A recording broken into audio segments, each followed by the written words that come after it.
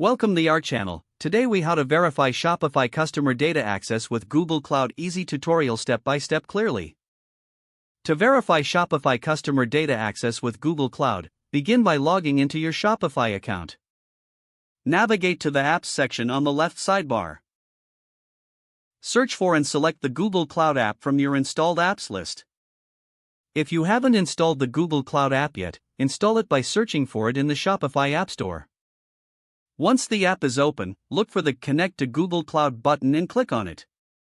You will be prompted to sign in to your Google account. Enter your Google account credentials and grant the necessary permissions. After signing in, return to the Google Cloud app in Shopify. Locate the Data Access section within the app settings.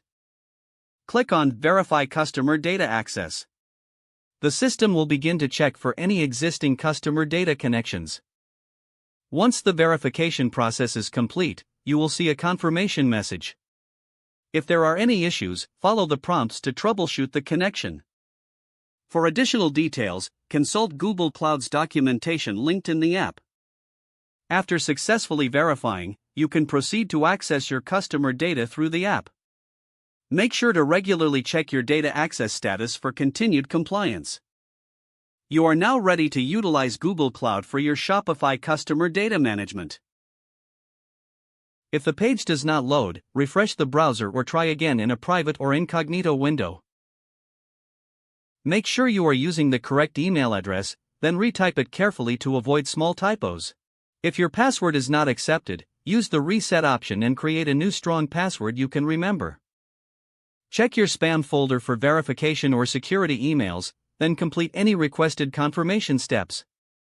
Enable two-factor authentication if available to improve account security and reduce unauthorized access risk. After signing in, review your profile details so your contact information and settings are accurate and current. If you see an error message, note it down and try again after restarting your device and internet connection.